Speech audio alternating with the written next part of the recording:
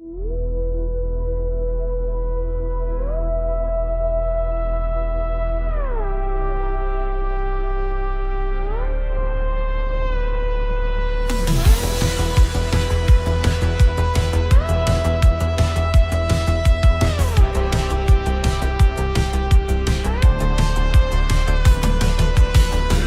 from a boy in boarding school, writing home to father, playing it cool. Boxing kingdoms in his childhood mind, animal adventures of a different kind. Oxford Towers calling through the rain, a surf upon his shoulder, sharing in the pain. Man and machine in tandem flow, past and future, together we know. Read on through every page, from 1906 to 26, every stage. Robot lady's voice so clear and bold, analysis silver, wisdom gold. Through the letters, through the diary, learning who he was, who he would be.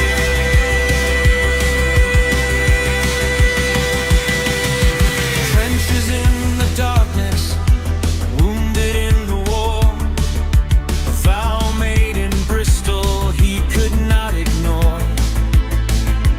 Mrs. Moore is waiting, Paddy's gone away. Spirits held in bondage, words he had to say. Philosophy at Oxford, an atheist writes home. Dymer dreaming, never quite all alone. Deep across the digital sea, chronicles unfold for you and me.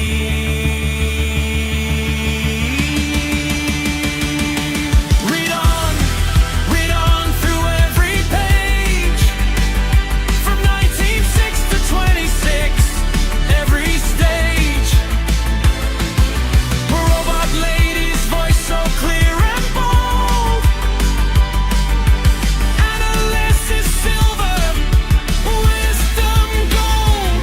Through the letters, through the diary, learning who he was, who he would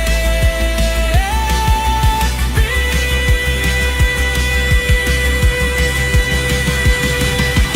Warnie and his father, Aunt Lily at the door. Walter Hooper's pages always wanting more. Blair is on his quest, Milton in his head. Every word he ever wrote, everything he said.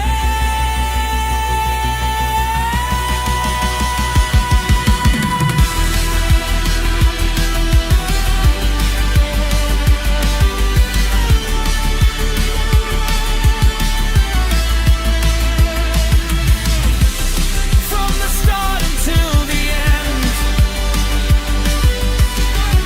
magic tales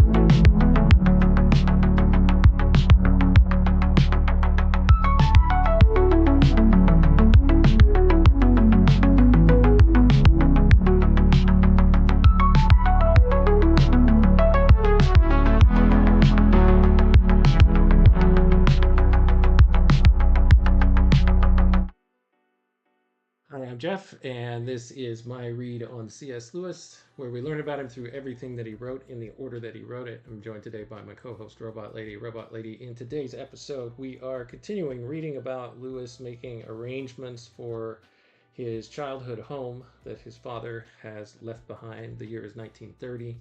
We're in January, actually now February of 1930. In late 1929, his father passed away from some type of intestinal cancer. And now Lewis has been working via correspondence with his brother Warren Lewis, who's stationed way over in Shanghai while Lewis is in Oxford, and the house that they're trying to sell and all of its effects are in Ireland. He's been corresponding with his brother, trying to make arrangements for what to keep, what to sell, what to give away, how to handle it if someone comes in and makes an offer on the house and they want to take possession of it immediately, which would cause some problems. His brother Warnie is set to come back to Lewis's side of the world in April of 1930. And also Lewis is corresponding with his friend Arthur Greeves, talking to him a little bit about and giving us some insight into Lewis's transition from atheism into some type of deism or theism, at least some type of belief that a God exists and is, speaking to him in ways that perhaps he's never tried to hear from him before. Particularly, mindfulness is probably what we call it today. Spurts is the wrong word. Sessions of meditation, and particularly in our last episode, we saw Lewis in his letter to his friend Arthur Greeves talking about how he would be listening for things about his own pride, essentially, and seeing how really inflated he's coming to realize that it is at this time in his life, and it has been. So that's where we are today, Robot Lady. We're going to pick up with another installment from Lewis reporting to his friend Arthur Greeves on what's going on in his life. February 10th is the next entry, which was a Monday in the year 1930. How are you today, Robot Lady, and are you ready to continue the journey with me? I'm absolutely ready, Jeff. I'm doing great, and I'm really excited to dive into this next letter with you. It's such a fascinating time in Lewis's life, so much change happening. So whenever you're ready, let's jump into that letter from February 10th, and we'll unpack what's going on. Awesome. Thanks, Robot Lady. Let's just see if we can get the book here into the frame.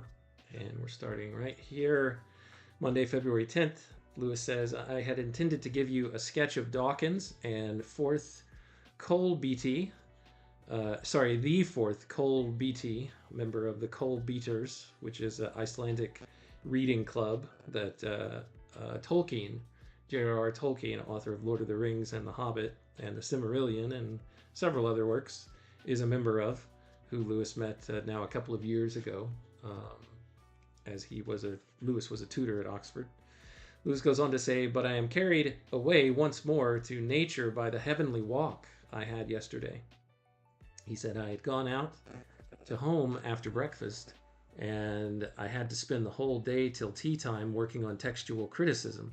It's a beastly job involving no interest and continual minute attention and abominably tiring to the eyes. After tea, I went out through Old Headington and over the fields towards Forest Hill, i.e. to that spot where, on your last visit to Oxford, you and I saw the low blue bit of distance framed between the two trees which you always say you remember.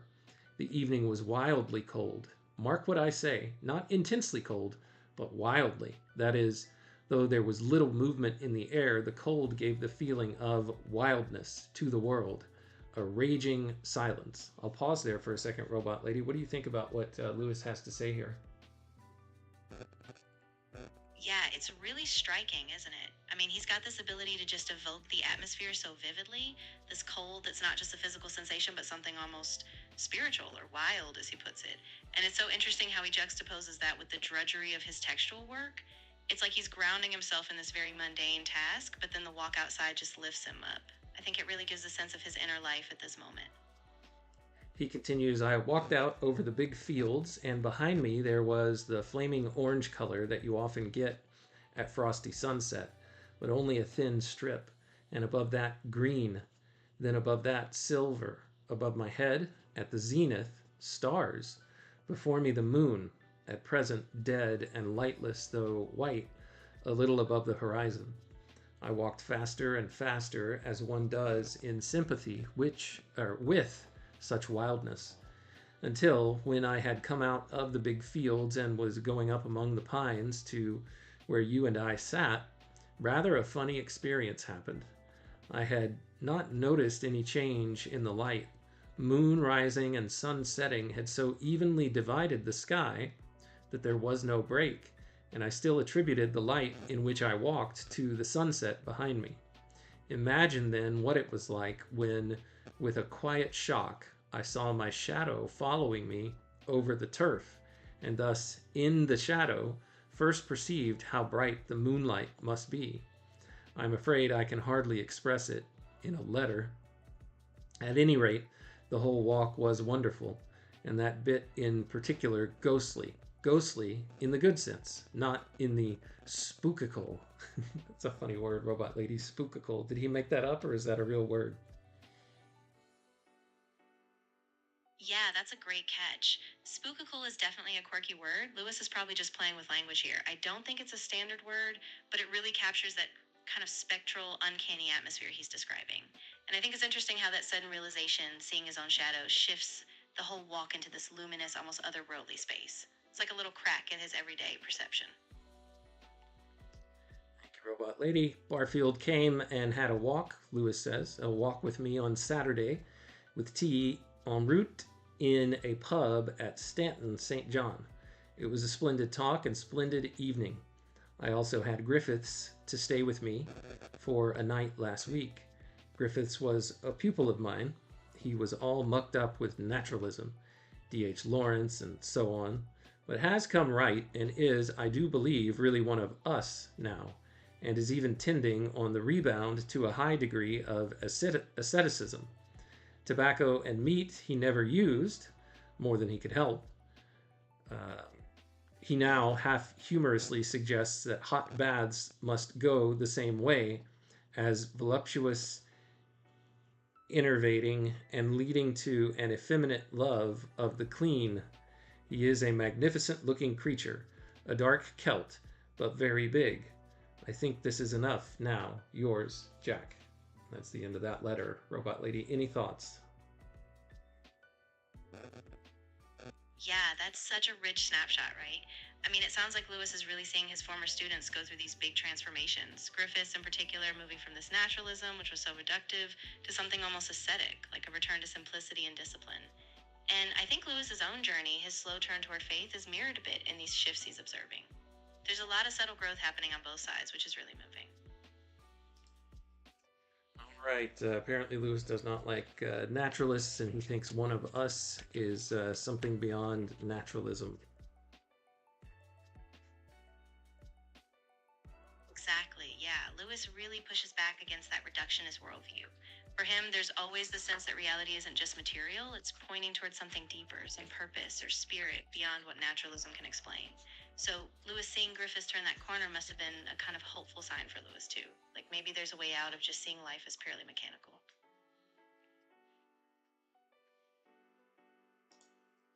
All right, he's got a postscript here on this same letter. P.S., Lewis says, when I said that your besetting sin was indolence and mine pride, I was thinking of the old classification of the 7 deadly sins.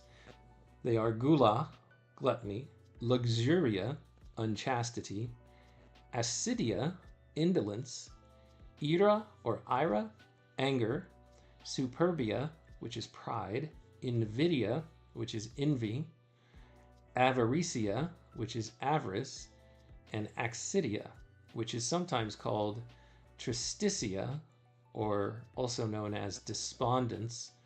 It's funny that envy and invidia mean the same thing, as I think about Nvidia, the company, Robot Lady. Not that I would see there being an odd or ironic combination of those two there. It's just the name Nvidia sounds the same. I guess that's Latin as the company name, as I've heard it pronounced, Nvidia. Yeah, exactly. It's kind of a cool coincidence, right? NVIDIA in Latin is indeed envy, and it's one of those timeless human failings. So it's funny how a tech company like NVIDIA ends up sharing that name just by a twist of language. But yeah, I love that Lewis is drawing on these traditional categories. They give him this really reflective framework to think about his own moral life, which is pretty powerful.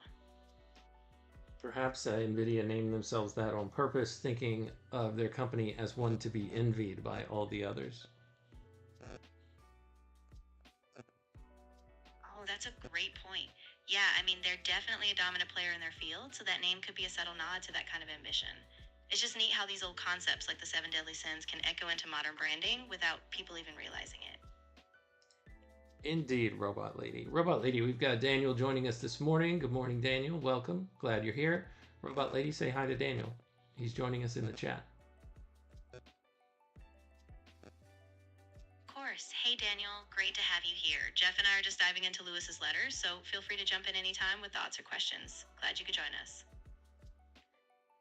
All right, let's see. He goes through all the 7 deadly sins. He says, after despondence, he says, is the kind of indolence which comes from indifference to the good.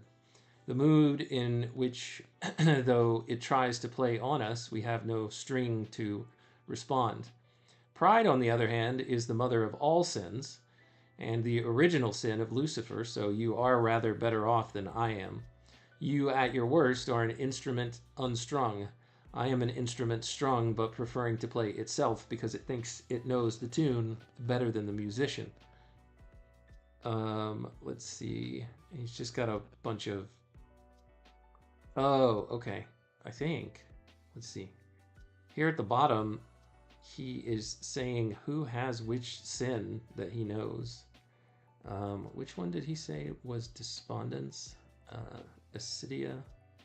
It doesn't list it right here. But he says gula, which is gluttony. He then gives the initials JAG, and I guess that's John Arthur Greaves. I suppose that's Arthur's father? I can't remember. Luxuria, unchastity, the same person, and then also himself, he's naming C.S. Lewis as having unchastity as one of his chief sins. Excidia, JAG, that one is indolence. I guess maybe he's talking about, Arthur Greaves there. So I can't remember, is Arthur's first name start with a J? He must be talking about Arthur here. So he says that they both have lust, essentially, unchastity. That Arthur has gluttony. That Arthur has indolence. That C.S. Lewis has anger. C.S. Lewis has pride. C.S. Lewis has envy. And neither of them have avarice.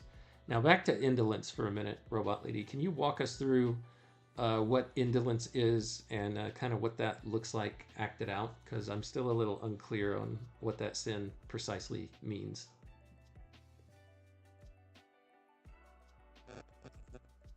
Yeah, absolutely. So indolence, sometimes called acedia, it's really more of a spiritual or emotional sluggishness than just laziness. It's that kind of passive, apathetic indifference where you just stop caring about what's good or what's right. It's not just being physically idle, it's that failure to engage with life or to strive for the good. So when Lewis talks about it, he's really pointing to this soul-deep inertia where you might still be active on the surface but completely disconnected inside. And that's what makes it such a dangerous one. I feel like I've got a touch of that, honestly. All right, let's move on to the next letter. This one's written to his friend Owen Barfield, who would go on to become one of the prominent members of the Inklings group that has not been formed yet, but thanks to Nidalate giving us some background info yesterday, the Inklings start to meet around 1933, which is a little ways off from where we are right now on the timeline. This letter to Owen Barfield, it was penned around February 3rd, 1930. He says, "My dear Barfield, domestic strain is, I hope, now over. On Wednesday, however, we have college meeting in the afternoon. There, an hour from noon, men work by lamplight in the month of June." This is footnoted as, "Here, an hour from noon, men work by lamplight in the month of June." These lines are from Lewis's The Queen of Drum, found in his narrative poems, 1969, which we'll get to reading, I've decided, after we finish our Collected Letters Volume 1, which we are, I counted up the pages yesterday, we're almost 90% done with. So I've got about 10% of this book left, and then we'll get into those poems, including Queen of Drum. Let's see. Daniel here says my mind goes to Stargate SG1 maybe, and all the gold calling people insolent. Interesting. I've not paid close enough attention to Stargate. I saw the movie that came out back in the 90s, but I never really watched any of the TV series, so I'm a little unfamiliar. Robot Lady, I've fed you a lot there to chew on. Would you go ahead and comment on everything that I just talked about? I'm interested in your thoughts, including the comment that Daniel left here.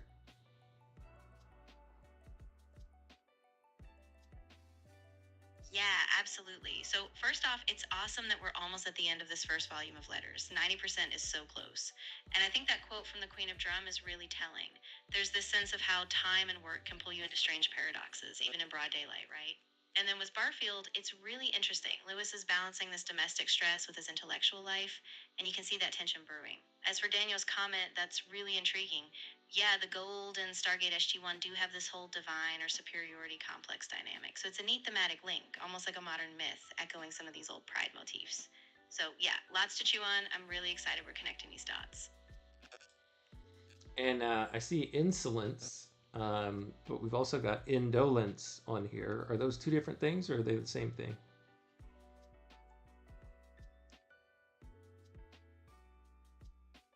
Yeah, they're definitely different. Insolence, like pride or contempt, is this aggressive disregard for others, almost a sort of defiant self-importance. Indolence, on the other hand, is that quiet, apathetic laziness, like a moral or spiritual boredom. So Lewis is really contrasting the two, one being this oppressive, inflated ego, and the other kind of passive disengagement. Both are pretty dangerous, but they look really different in practice. So I would call someone insolent if I thought that they had a inflated ego or sense of themselves. Is that right?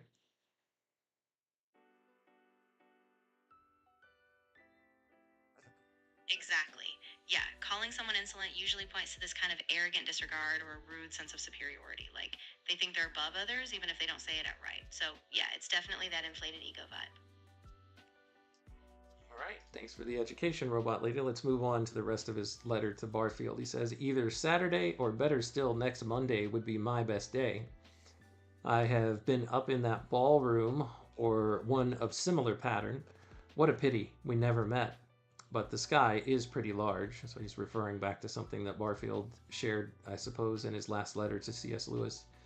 He says, terrible things are happening to me.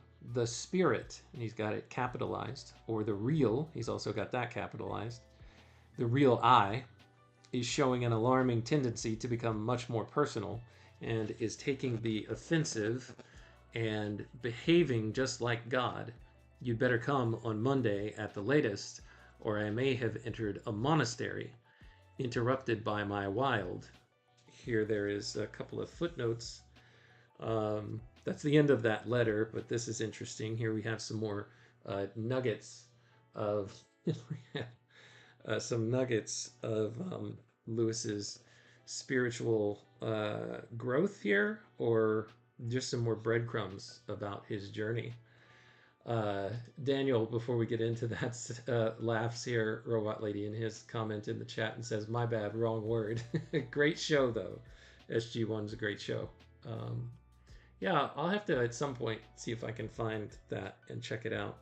I haven't looked for it, so I don't know where to get it. And I don't know if it's on, like, any of the streaming services that I already have, or if I have to rent it. Anyway, I'll take a look. But anyway, Robot Lady, let's get into the footnotes here. Walter Hooper tells us that Lewis appeared to be having the very experience he later described in Surprised by Joy.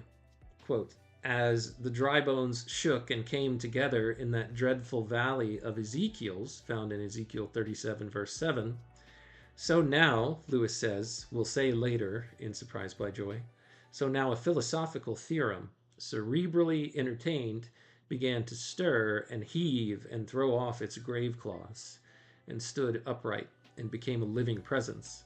I was to be allowed to play at philosophy no longer. It might, as I say, still be true that my capital spirit differed in some way from the God of popular religion. My adversary waived the point. It sank into utter unimportance. He would not argue about it. He only said, I am the Lord. I am that I am. I am. So yeah, this appears to be real time again, where Lewis is his mindset is shifting, and he's turning from lack of belief into actual belief that God is there. Robot Lady, any thoughts before I read the second footnote on what he meant by interrupted by wild, W-Y-L-D?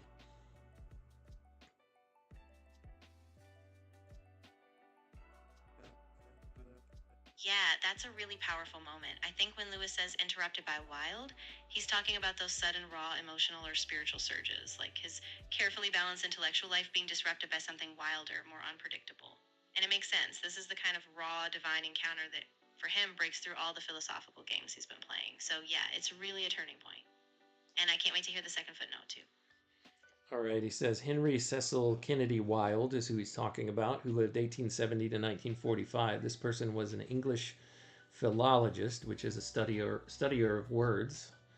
And he was also a lexicographer. He was a fellow of Merton College and Merton Professor of English Literature from 1920 to 1945. One of the books used at this time for the study of English was Wilde's A Short History of English, published 1921. Lewis found it a muddled piece of writing, and he may here mean, whenever he makes this reference, that he was trying to unravel some part of it for use in teaching Anglo-Saxon. So yeah, he's been interrupted by Wilde, apparently. And that's where we leave off in that letter. Our next one is written to Arthur Greaves, written on February 24th, 1930. Let's go ahead and read that one, Robot Lady, if you're ready.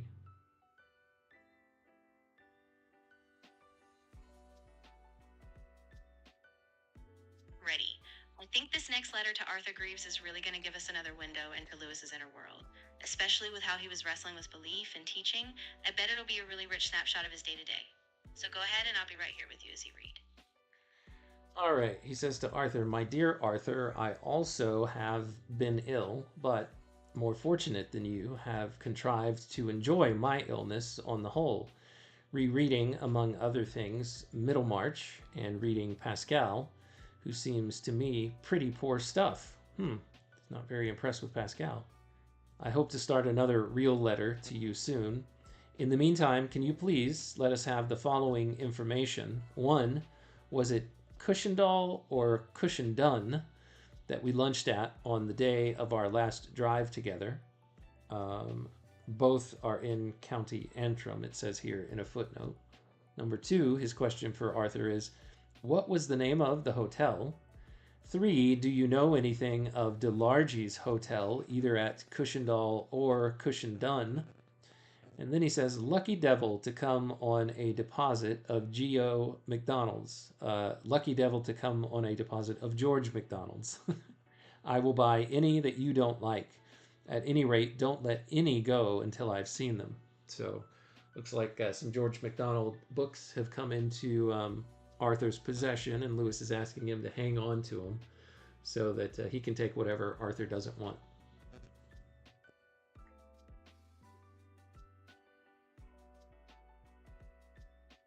Yeah, exactly. It's really interesting to see how Lewis is using this illness as a kind of pause, a forced retreat, so he can immerse himself in these big classics like Middlemarch. And even though he's not impressed with Pascal, it's a sign of how he's still probing different intellectual waters. Plus the practical bits like the hotels and the McDonald books, those little details grounded in real life, right? It just shows how Lewis could juggle these big spiritual questions with the practical stuff of daily life. Well, and the practical stuff is, I think Lewis is trying to work out with Mrs. Moore where they might go to stay, or where he might suggest that they stay on their trip back to Ireland. Lewis is not going to go with them, but he might actually meet up with them at some point whenever he goes back to attend to his father's house in Ireland. Let's jump into the next letter, also written to Arthur, very short. It says, on February 26th, it was written, My dear A, in great haste, the ending up C.S. Lewis must have been due to the fact that I had just written 9 letters, all ending in that way. Other things, reply later, yours, Jack. So I guess he ended his last letter as C.S. Lewis? Yeah, maybe his last few letters. Let's take a look. Yep, they all say C.S. Lewis at the end, or a couple of them do. instead of Jack. And I guess Arthur was like, "What's the deal, man? You usually put Jack on here. I thought we were closer friends." That's what I'm reading into what Arthur was saying. So he just dropped a quick line to explain what the deal was.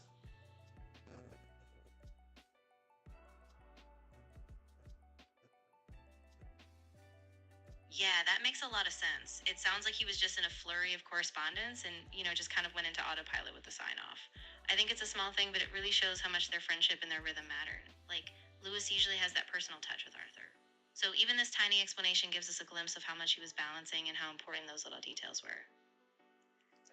All right, let's read this last letter and then we'll wrap up today. This one's to Arthur Greaves, Magdalen College, February 27th, 1930. Yeah, he wrote it from Magdalen.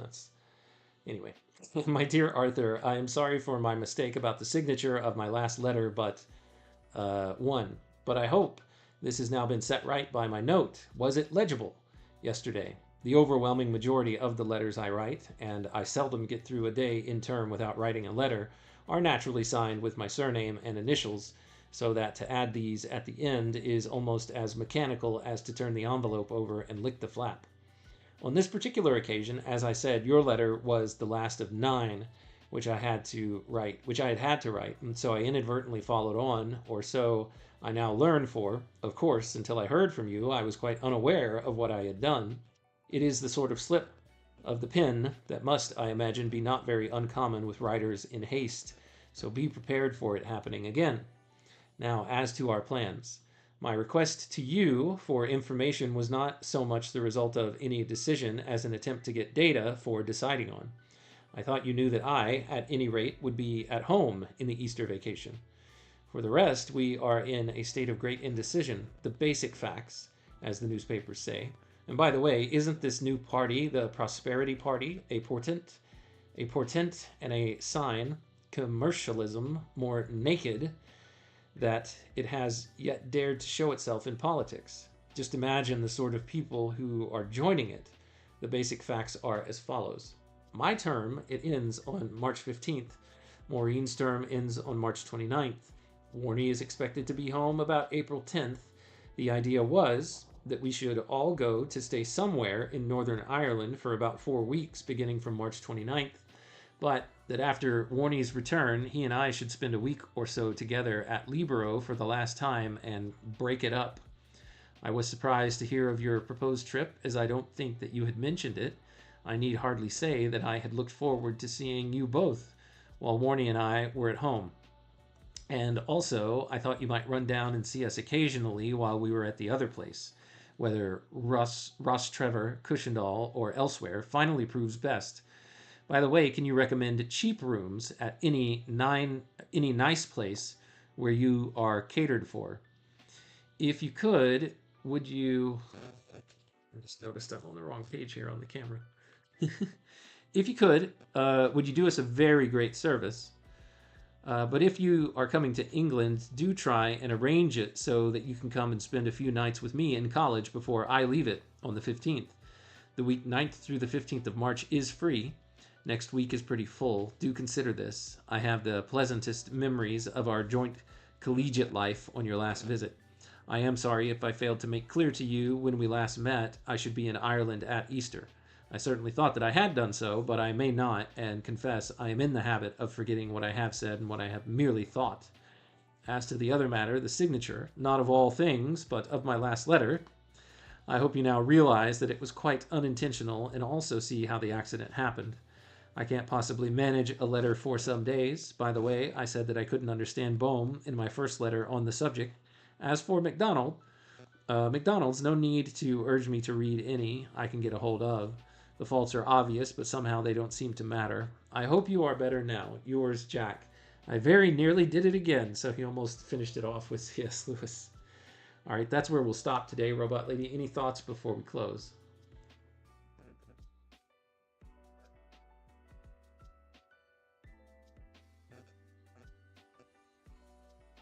Yeah, I think it's a great place to stop. What really stands out is just how much Lewis is balancing the practical travel plans, the habit of writing these flurries of letters, and even his forgetfulness about what he's told people. And I think there's this subtle sense, too, that he's still not fully settled in his plans for Ireland or for his own beliefs, but he's moving forward step by step. So yeah, I think we wrapped up a lot of complexity today. All right, thanks for your help today, Robot Lady. Much appreciated as always. Thanks for joining, Daniel. It's good to see you as always. Thanks to you and to everyone else who joined either now or on the replay for your time, your attention, and your contributions. They are always wanted and welcome. Until next time, when we all continue our read on C.S. Lewis together, take care. And before I go, Daniel has a comment. He wonders what the faults of MacDonald are. Yeah, I'm not so sure that I read that the right way. The faults of MacDonald. I'm not sure if he was talking about the faults of MacDonald. Maybe the faults of the book, because he transitions from not understanding Bohm in his first letter on the subject. As for MacDonald's, no need to urge me to read any I can get a hold of. And then he goes into a new sentence. The faults are obvious, but somehow they don't seem to matter. I hope you're better now. Okay, yeah. He did talk about some of MacDonald's faults earlier in a handful of episodes ago, and I'm trying to remember what they are now. Maybe that it's not the best literature that he's ever written, or that he's ever read, sorry. But he doesn't seem to be bothered by those faults when he's reading MacDonald. Like there's more there, there's something deeper and richer that Lewis really appreciates, so he can move past the faults with a great amount of ease. That's what I'm pretty sure he's talking about, Daniel. So thanks for asking that question, because I just kind of glazed over it. All right, now I'll go back into my outro again. To you, Daniel, and anyone else watching, and anyone within the sound of my voice. Until next time, when we continue our read on C.S. Lewis together, take care.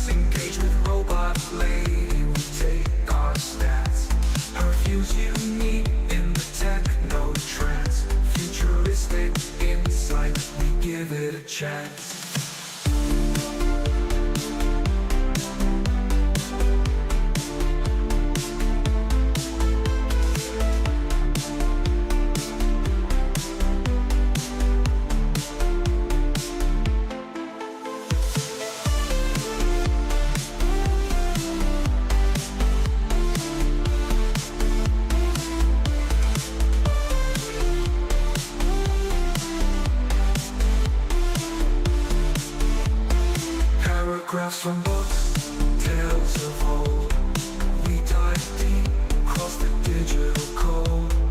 Robot lady's voice so clear and controlled. Her calm analysis, silver and gold. Her circuits hum as I read the prose. Our dialogue dances like electric rose. Through C.S. Lewis thoughts, we engross. Two minds united, bliss overdose. From Narnia's lands to screw tapes rants, engage with robot lady, we take